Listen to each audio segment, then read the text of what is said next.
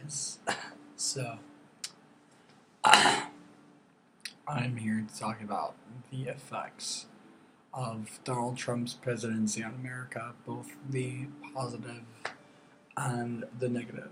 And before getting into this, I do apologize. I'm just slowly getting my voice back, so if you can't hear this, just maybe turn the volume up a little bit.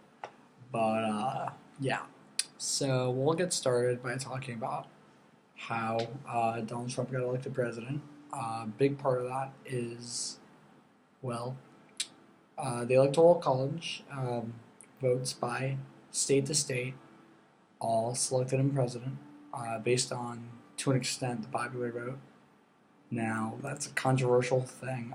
Both positive and negative sides have argued about that. But the real matter of the fact is he's been elected president, and we need to not only honor that, but celebrate it, because it's a positive moment in America. Whether a president gets elected that's good or they're not so good, ultimately, what we think about is every 4 or 8 years we have a change in America.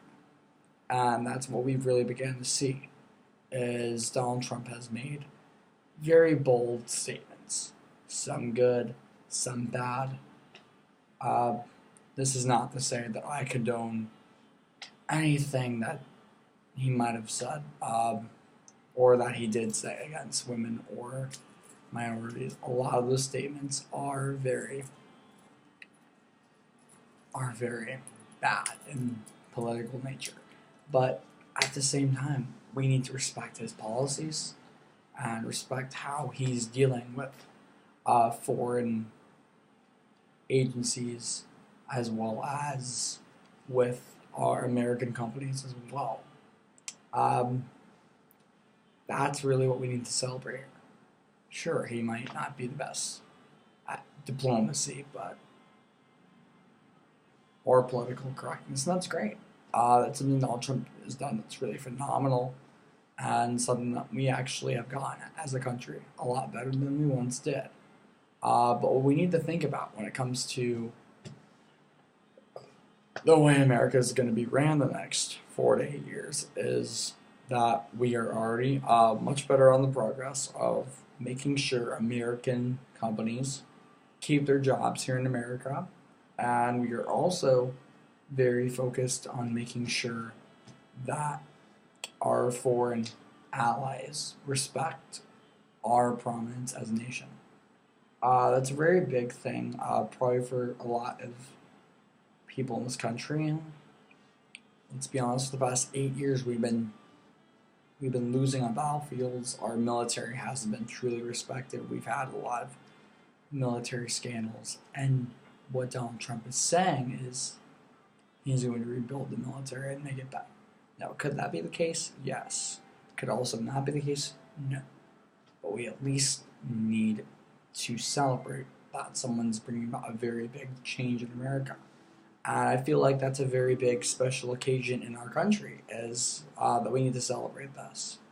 Personally, if I was presenting Donald Trump an award, I would, by a long shot, because unlike a lot of presidents we've had in the past couple generations, he's not afraid to get crap for what he says. He's not afraid to go out and do what is right, even if some of the American people might look at it through a skewed lens. While he has made statements that I do not condone of, and that the rest of American people do not condone of, as a business person, he brings a new perspective that America needs right now, when we're trillions of dollars in debt as a country, and as we do need a very big change of perspective. And that's great. That is something that America is doing so great. Really, really great. But at the same time, we need to think about how his fiscal policy is affecting our country, and that's great. It's phenomenal. And I feel like that's something we should celebrate. So in light of that, since we are ultimately celebrating that part of our nation's history and a big part of what we're doing as a country, we have that opportunity every 4 to 8 years to celebrate that, where a lot of countries just don't get that opportunity. And that's something as an American that I'm thankful for.